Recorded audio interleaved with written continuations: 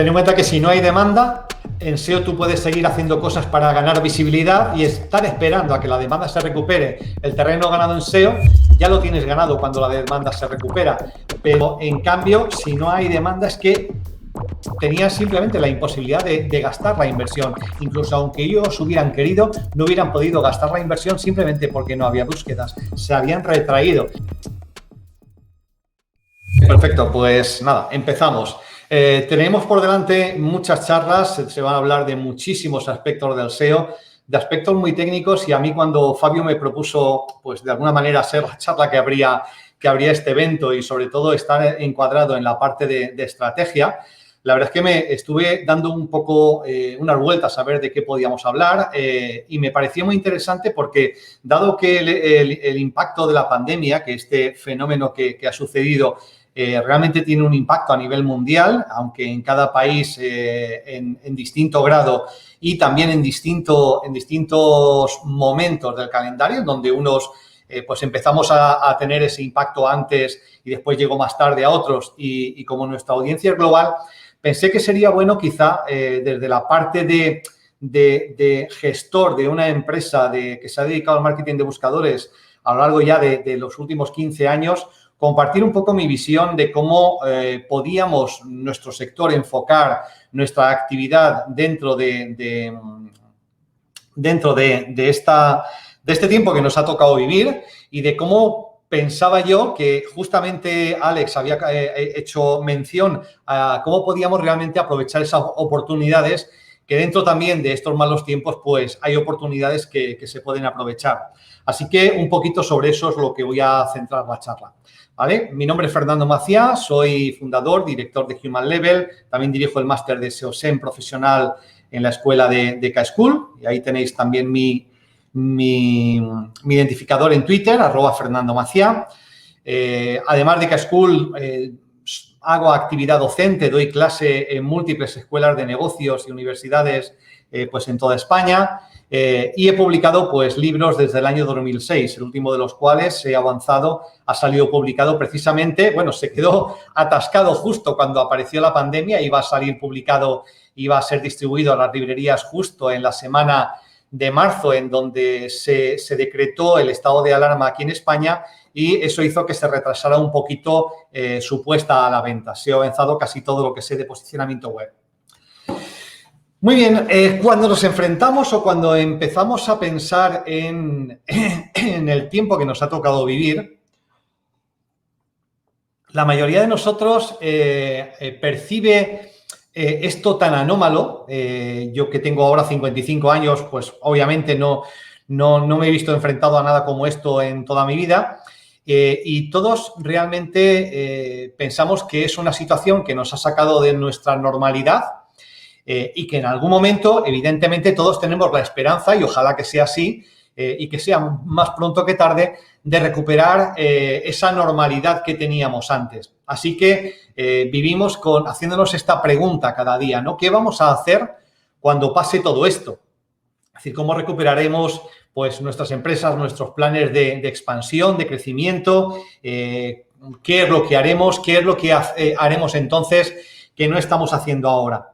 Pero realmente, si lo pensamos bien, deberíamos plantearnos este escenario de trabajo desde esta perspectiva.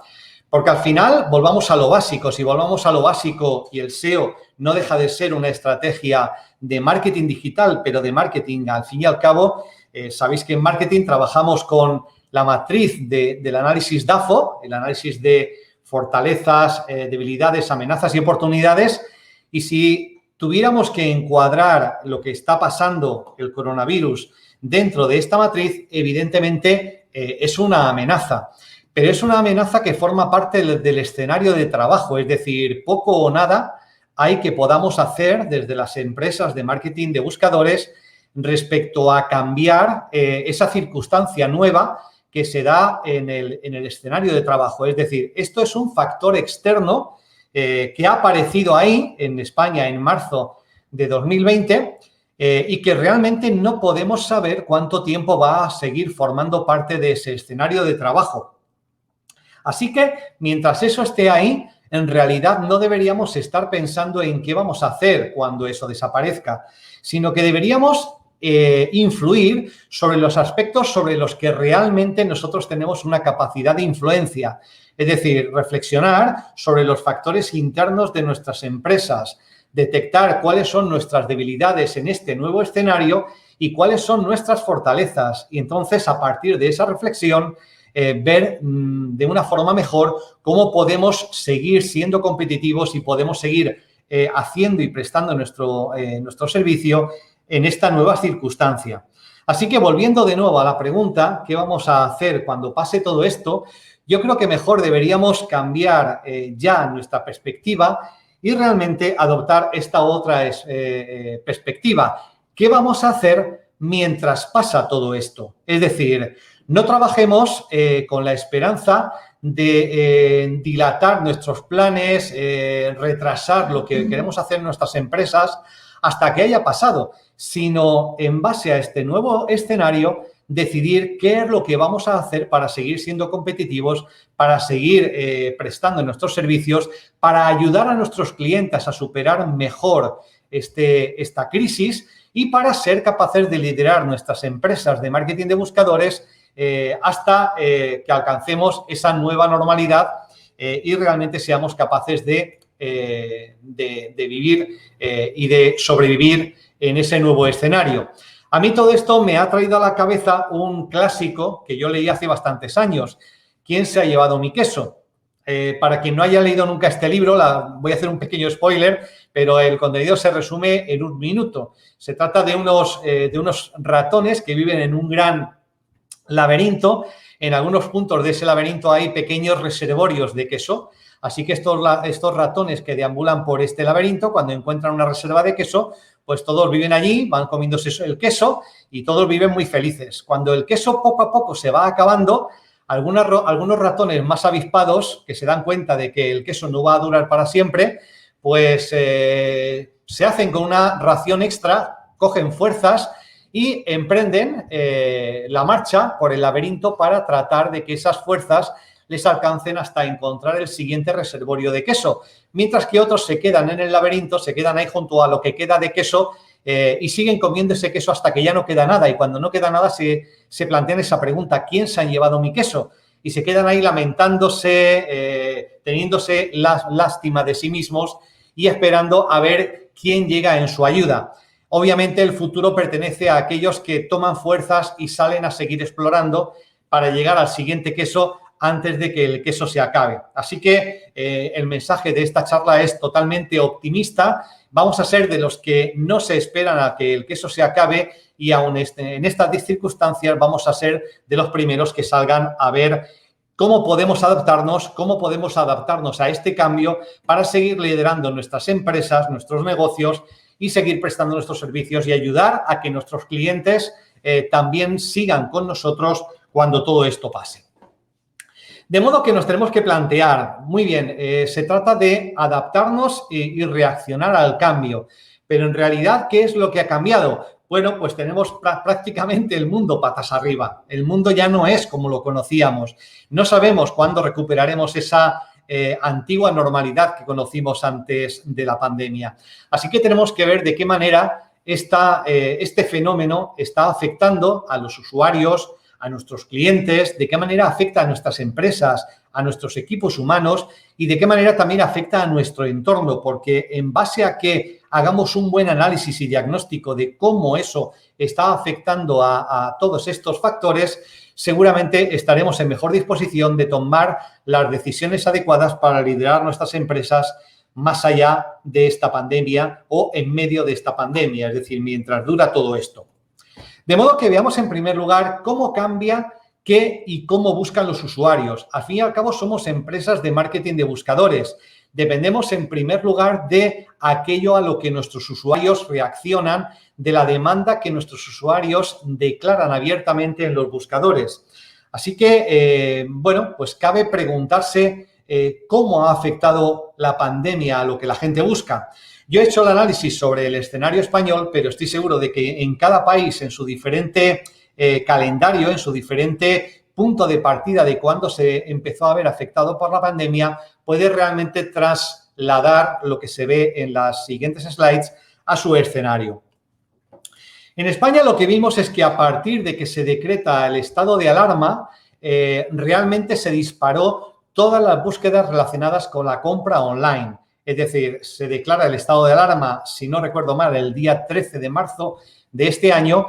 Inmediatamente la primera reacción fue, bueno, ¿cómo me voy a proveer de todo lo que necesitamos, de los bienes de primera necesidad, de la compra? Es decir, ¿cómo voy a lograr abastecerme durante este tiempo en donde prácticamente no voy a poder salir de casa y no sabemos durante cuánto tiempo puede durar? Así que, evidentemente, la compra online fue algo que se disparó y así aparece en Google Trends. Efectivamente, si entramos un poquito más en detalle y comparamos el promedio de búsquedas mensuales en los últimos meses anteriores a la declaración de la alerta, en comparación o en relación a las búsquedas registradas el mes de la declaración de la pandemia, comprobamos que hubo búsquedas que crecieron más del 100.000%, como por ejemplo Carrefour Supermercado Compra Online. Carrefour es un supermercado aquí en España, comprar comida online Lidl, compra supermercado a domicilio, es decir, todas las búsquedas relacionadas con comprar comida online, evidentemente bien de primera necesidad, se incrementaron de una forma abrumadora. Igualmente, también se incrementaron de una forma exponencial todas las búsquedas relacionadas con productos relacionados con la higiene. Gel hidroalcohólico, mascarillas de un determinado tipo, como por ejemplo FFP2, toallitas desinfectantes, guantes de látex, papel higiénico, desinfectante, productos para la desinfección, por ejemplo, en las casas como lejía. Es decir, todos estos productos de primera necesidad relacionados con la necesidad de implementar, digamos, unas condiciones de higiene y de limpieza en las casas y en todo aquello que tocábamos, pues realmente se dispararon. Así que hubo un comportamiento de claro pánico y de búsqueda de estos productos. Oportunidades, como vemos, por un lado, para determinados tipos de productos, para determinados tipos de comercios. Sin embargo, otros sectores, como el turismo, se vieron claramente afectados. Búsquedas claramente relacionadas con el turismo, como Hotel Madrid, Hotel Barcelona, Hotel Mallorca, Hotel Benidorm, pues tanto destinos relacionados con, por ejemplo, vacaciones, como destinos de viajes de negocios, inmediatamente se vieron retraídas, es decir, sufrieron y experimentaron un abrupto descenso en el número de búsquedas mensuales que se registraban en Google. Y además eso no se ha recuperado apenas a día de hoy. Vemos que incluso también la búsqueda relacionada con hoteles se paró abruptamente. Aquí vemos en el slide, digamos, el comportamiento estacional, sobre todo de búsquedas relacionadas con destinos de playa como Hotel Benidorm, con claros picos que coinciden con cada estación de verano en España en junio, julio y agosto.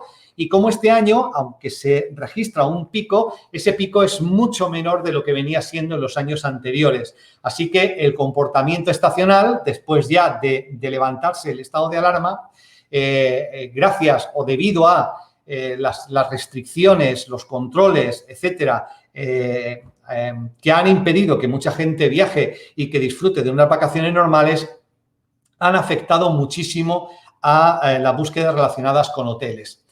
Pero fijaos, incluso en el campo de la búsqueda o de las búsquedas relacionadas con el turismo, ha habido algunos ganadores, como por ejemplo Airbnb o Booking, HomeAway, ¿vale? En estas plataformas realmente se llega a picos que casi recuperan datos de años anteriores y comprobamos que claramente en titulares como este, que en España tuvimos los hoteles bajo mínimos, hoteles que dependían sobre todo de la demanda externa, del turismo exterior de España y que debido a los datos de coronavirus aquí en España es un turismo que no ha venido, es decir, se pidió a los turistas que si venían a España después tenían que confinarse en cuarentena y obviamente eso pues implicaba que muchos turistas decidieron no venir a España. Tuvimos hoteles bajo mínimos y sin embargo las casas rurales registraron récord de reservas. Tan pronto como se hizo patente que era mejor estar en lugares aislados donde no se compartieran espacios comunes con otras muchas personas, enseguida se identificó que la oferta de vacaciones que podía satisfacer esa demanda claramente eran las casas rurales, los pequeños hotelitos de campo, el turismo de interior, etcétera. Así que hemos tenido un verano de hoteles bajo mínimos y, sin embargo, las casas rurales, digamos, alternativamente han registrado un récord de reservas. Así que, siendo una crisis lo que estamos viviendo y siendo cierto que afecta negativamente a muchísimas empresas, a muchísimas personas y a muchísimos negocios, vemos que al final lo que supone bajada de clientes en algunos casos supone también de subida de clientes en algunos otros. Como veíamos antes, todas las búsquedas relacionadas con vuelos que cayeron abruptamente justo tras la declaración de la pandemia y el estado de alarma aquí en España, han caído y lamentablemente esas no se han recuperado. Se sigue registrando un nivel de búsquedas relacionadas con destinos habituales para vacaciones, para vuelos de viajes de negocios, etcétera, que claramente habrían registrado máximos a lo largo del verano y que el coronavirus ha impedido que se vuelvan a recuperar. De momento, pues evidentemente el sector relacionado con los vuelos está sufriendo mucho y no está muy claro cuándo puede empezar a recuperarse. ¿Qué otras cosas provocó el confinamiento? Pues claramente nos obligó a buscar actividades de ocio y entretenimiento que pudiéramos hacer en casa.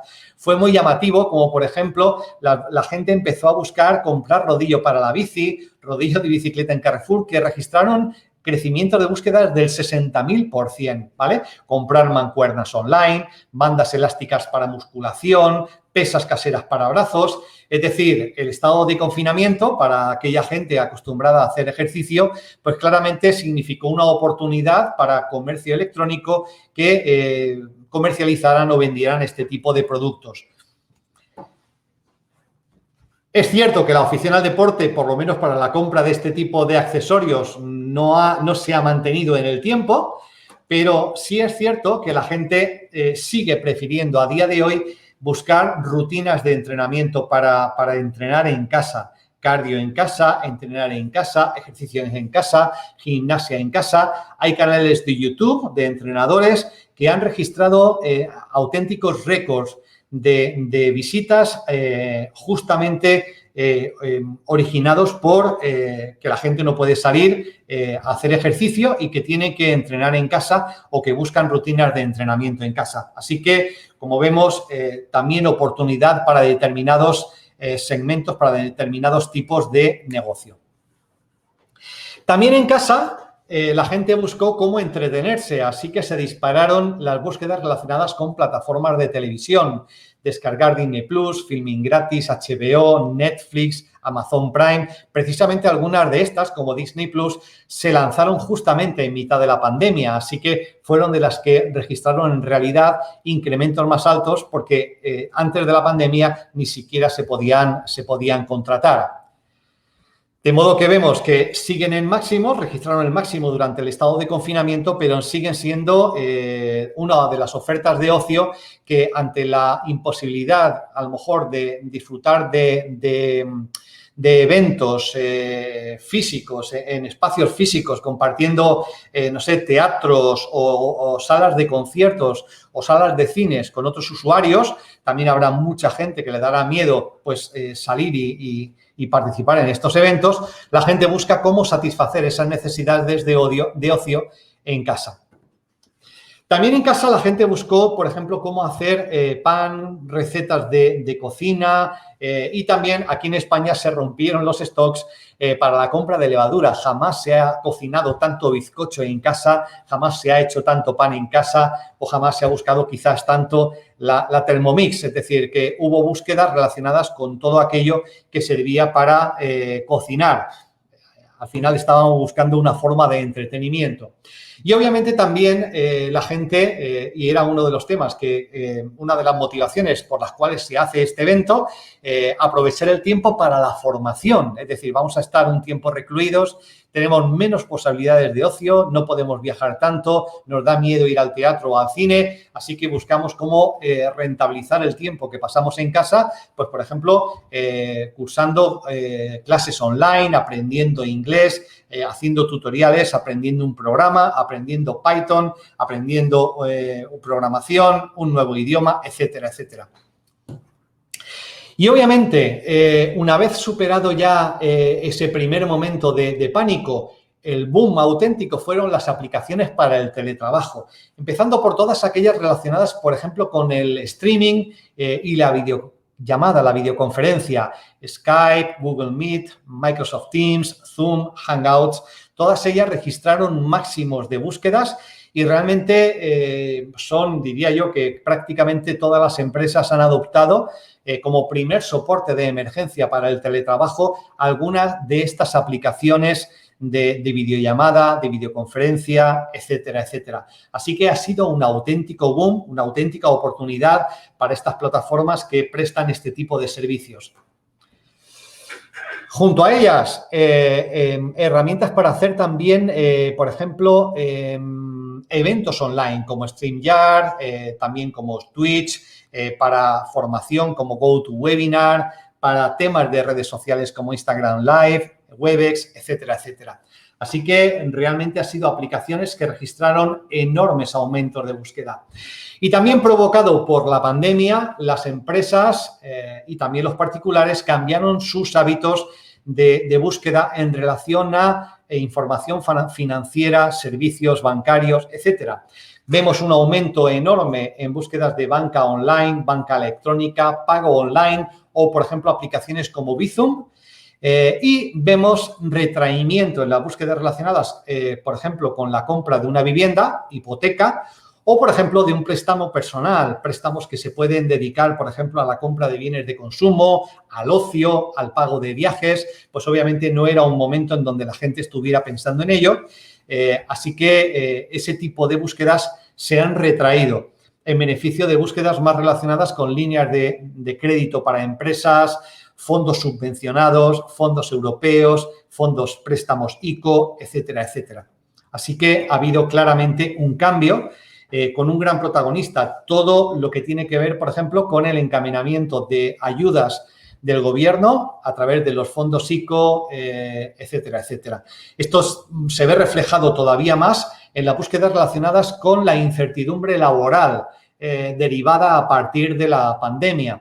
Así que ha sido una gran oportunidad para asesorías, gestorías, despachos de abogados, abogados laboralistas, porque la gente ha estado buscando información sobre los temas de ERTE, expediente de regulación temporal de empleo, sobre los despidos procedentes e improcedentes por causas subjetivas, los temas de empleadas de hogar, créditos ICO, etcétera, etcétera. Así que, de nuevo, la incertidumbre laboral,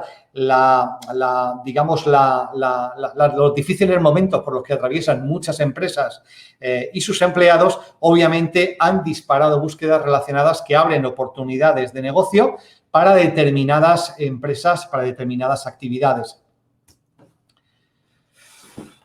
Y, obviamente, en tanto en cuanto se mantiene la situación que estamos viviendo, pues esas búsquedas que registraron un pico justo con la declaración del estado de alarma no van a dejar se van a mantener en el tiempo.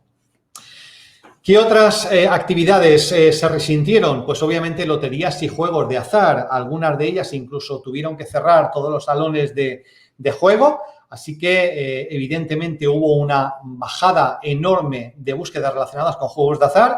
Incluso como no se jugaron partidos de fútbol, no hubo actividad deportiva, todos los temas relacionados con resultados de quiniela bajaron y solamente aumentaron, por ejemplo, esa búsqueda sorteo de quiniela que vemos aquí, que sí que aumentó. Aumentó porque de esa manera, a través de un sorteo, se decidieron los resultados de los sorteos, de las quinielas que tenían que ver con los juegos durante las semanas en donde realmente esos partidos no se pudieron celebrar. De modo que vemos que durante el estado de confinamiento y de alarma, todo lo relacionado con búsquedas de juegos, etcétera, se retrayeron, pero ya se están recuperando. Así que vemos que hay como mucha variedad, ¿no? Ha afectado de forma muy distinta. Así que uno tiene que pensar, si lidera una empresa, ¿cómo está afectando esto a nuestros clientes? Bueno, aquí en España venimos de un escenario donde el comercio electrónico ha ido aumentando a lo largo de los últimos años con tasas de crecimiento interanual que han superado o han estado rondando el 25%. Así que ya teníamos una inercia enorme de crecimiento del tráfico online respecto al comercio presencial. Y esto no ha hecho sino acentuarse después del COVID. Esto es un estudio muy reciente que se publicó hace poquito en El País y vemos cómo todo el comportamiento de compra pre-COVID para distintos segmentos de comercio electrónico ha crecido, y el comportamiento post-COVID ha hecho que muchísimo mayor porcentaje de nuestras decisiones de compra se encaminen a través del comercio electrónico. Así que, de nuevo, una enorme oportunidad para empresas relacionadas con comercio electrónico, con la economía virtual.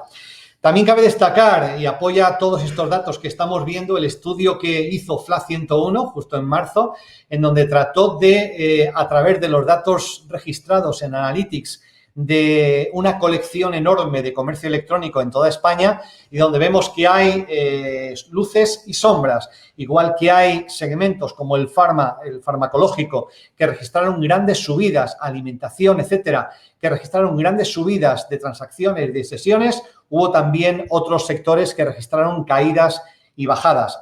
Así que, de nuevo, importante contar con una clientela diversificada, de modo que si hubiéramos tenido clientes de sectores distintos, nuestro propio negocio no se vería de una forma tan fuerte afectado por esta pandemia. Por último, mencionaremos la macroencuesta COVID-19 Impact, que se ha llevado en distintos países de Europa, en donde, de nuevo, vemos que algunas de las actividades que más se han retraído durante el tema del miedo al contagio del coronavirus son cines, teatros, espectáculos, viajes en avión, restaurantes, terrazas de bares, mientras que deporte de forma individual, reunirse en pequeños locales, ha registrado una mejora tan pronto hubiera sido posible. Vemos también que en base a esta macroencuesta vemos cómo afectan menos a sectores como los nuestros, actividades profesionales, científicas, técnicas o servicios empresariales. Y vemos también que, de nuevo, vemos cómo las empresas reaccionaron en primer lugar llevando a sus trabajadores a regímenes de teletrabajo de una forma muy importante, justo después de declararse la pandemia, y cómo poco a poco eso ha ido disminuyendo un poquito. Pero, de nuevo, estamos en septiembre, aumentan las cifras, por ejemplo, aquí en España, de forma importante en Madrid y en Barcelona, y hay empresas que, de nuevo, están reflexionando sobre si mantienen el teletrabajo, lo siguen adoptando o ver qué hacen. Vemos también que el impacto ha sido menor en función del tamaño de la empresa. Ha afectado de forma más importante a empresas entre 1 a 9 empleados. La pyme, la micropyme, la empresa muy pequeña, el autónomo es el que se ha visto de forma más importante afectado por la pandemia, mucho más que empresas un poquito más grandes, de 10 a 100 empleados, y definitivamente mucho menos que empresas de tamaño muy grande, de más de 100 empleados. De modo que, ¿cómo pensamos que debiéramos gestionar la actividad de nuestras empresas de marketing de buscadores dentro de este estado de alarma y, posteriormente, este estado donde tenemos que convivir durante no sabemos cuánto tiempo con el coronavirus? Pues lo primero que hicimos en Human Level, y yo creo que hablé con colegas en otras empresas, fue dispersar a nuestro equipo. Incluso días antes de declararse el estado de alarma decidimos adoptar la fórmula del teletrabajo, porque lo que sí que nos dimos cuenta es que podía ser un gran error arriesgarnos a que varios trabajadores a la vez, varios miembros del equipo, contrayéramos la enfermedad al mismo tiempo y fuéramos incapaces de seguir prestando nuestros servicios. Así que pensamos que era prudente dispersar a nuestro equipo de forma que hubiera menos probabilidad de un contagio, digamos, colectivo o de todo el equipo.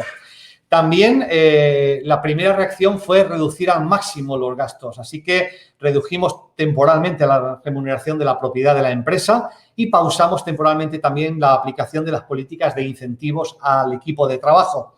Afortunadamente, y por lo menos en nuestro caso, no fue necesario recurrir ni a un ERE ni a un ERTE, es decir, no fue necesario tocar ningún puesto ni afectar a ninguna condición, restricción de reducción del horario laboral, etcétera, etcétera.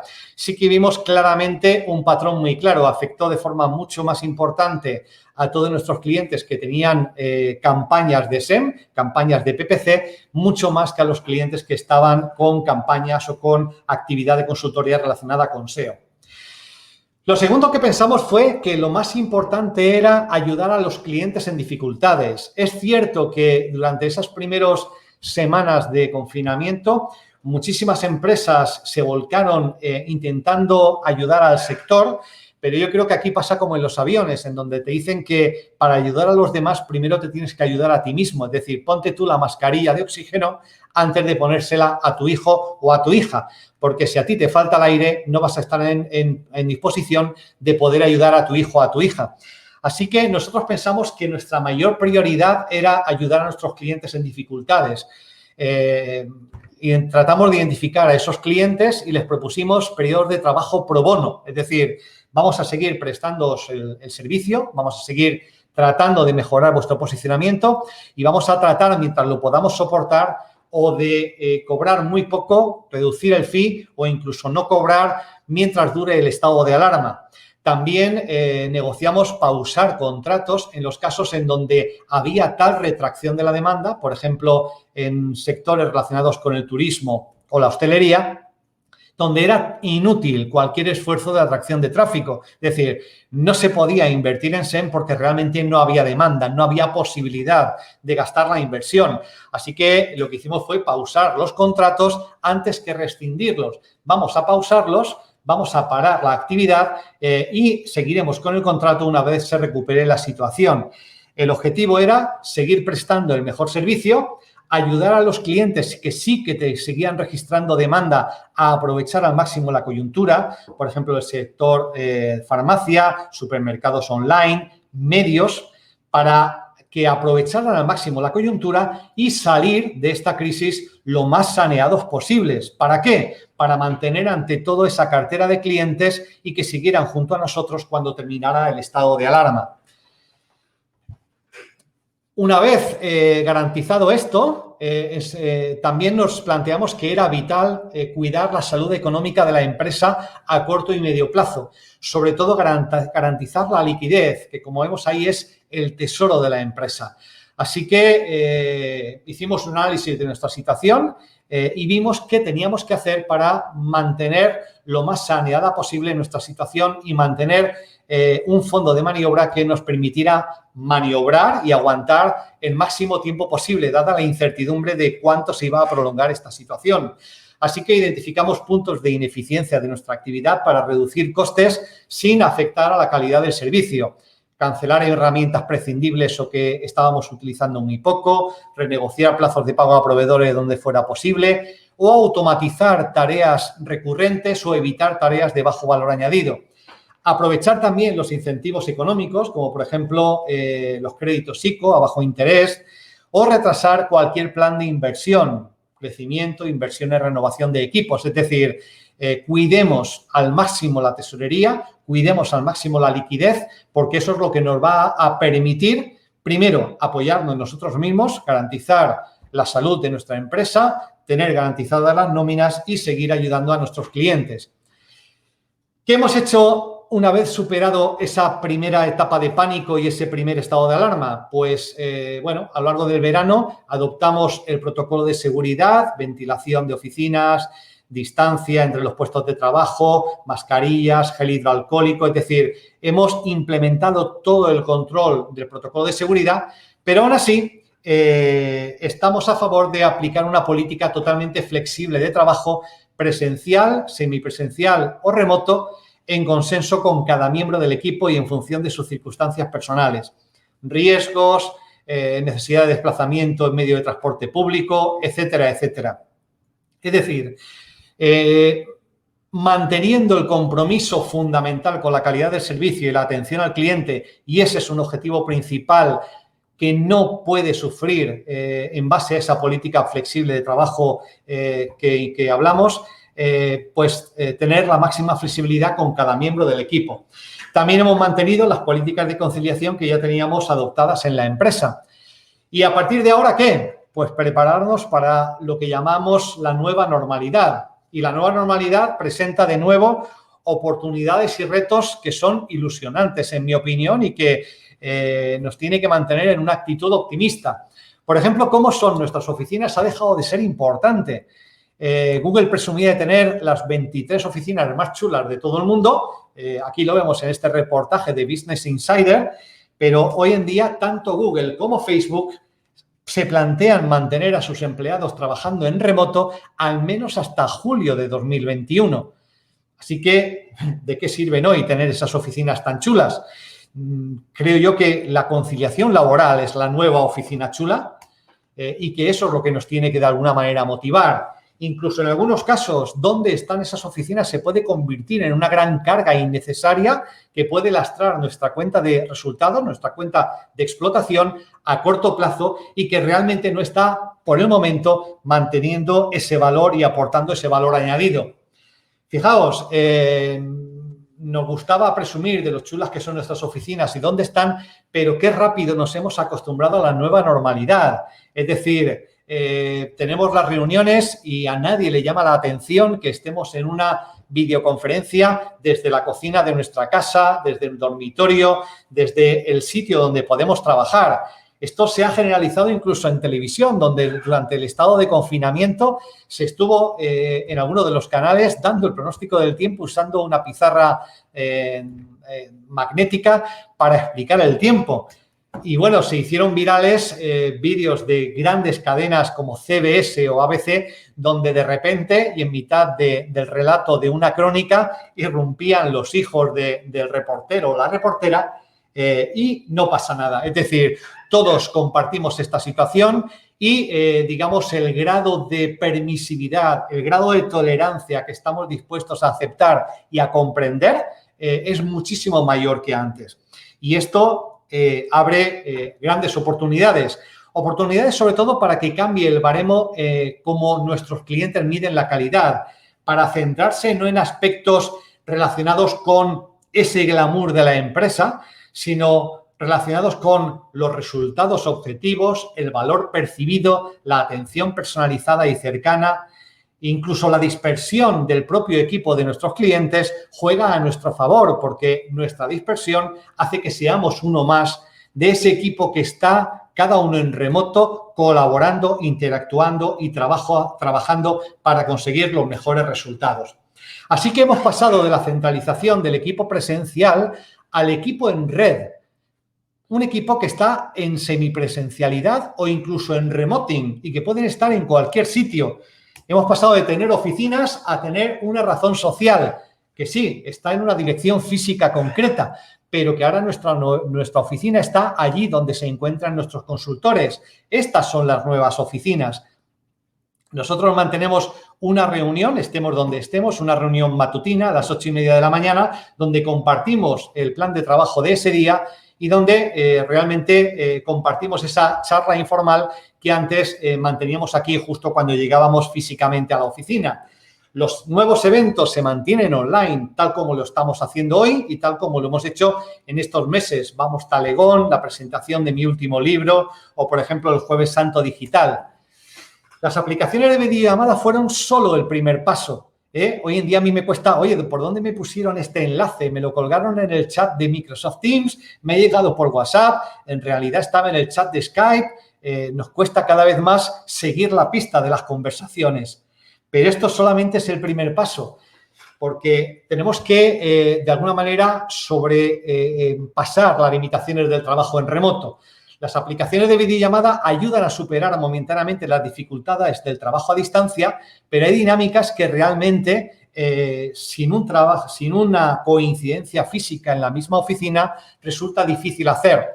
Pero tenemos que superar ese punto. ¿vale? También se da una mayor dificultad, es decir, cuando, por ejemplo, contratábamos a un nuevo miembro del equipo de una manera informal, por la conversación con sus compañeros, con la ayuda con el compañero que está al lado, básicamente uno iba aprendiendo y se iba interiorizando los procedimientos y los conocimientos que tenía que tener para hacer su trabajo.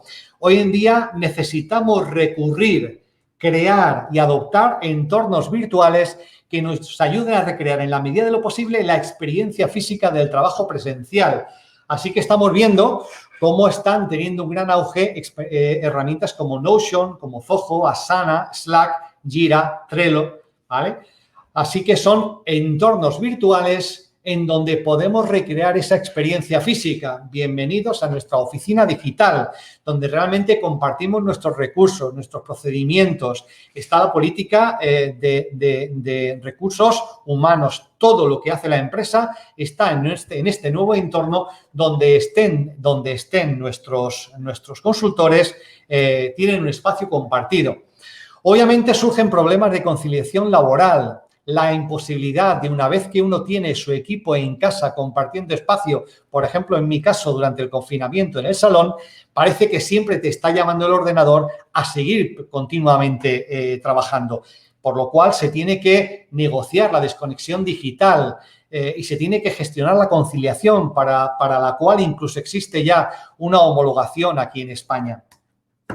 La relación entre la empresa y el equipo tiene que cambiar.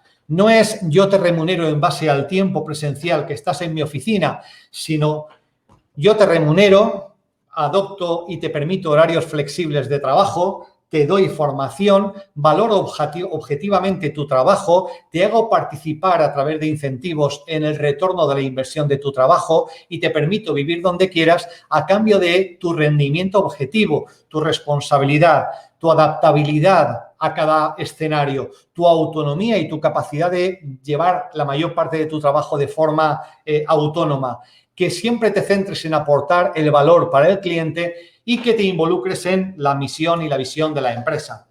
Así que creo que se abren nuevas oportunidades, es decir, la incorporación posible de nuevas vetas de talento que no habíamos considerado. Estas son las provincias españolas con mayor facturación, Madrid, Barcelona, Valencia, y esto provocaba que las empresas de servicios como Human Level se ubicaran lo más cerca posible de estos grandes núcleos de población. Las grandes consultoras han estado ahí. Pero claro, vivir en las grandes ciudades tiene un precio y este precio del coste de la vida al final tiene su traslación al coste de los recursos humanos que una consultora como nosotros es capaz de negociar. Ese coste no ha hecho sino aumentar en los últimos años. ¿Y si buscamos el talento allá donde se encuentra? ¿Y si ahora somos capaces de recrear de esa forma virtual nuestras oficinas físicas y somos capaces de trabajar con consultores que pueden estar en cualquier sitio de España, en cualquier sitio de Latinoamérica e incorporarse en nuestro equipo después de pasar un periodo de formación y trabajar continuamente en remoto allá donde se encuentren? La evolución del número de teletrabajadores en España no ha hecho sino aumentar en los últimos años, pero todavía está muy por debajo del porcentaje de trabajadores que podrían hacer todo su trabajo en régimen de teletrabajo.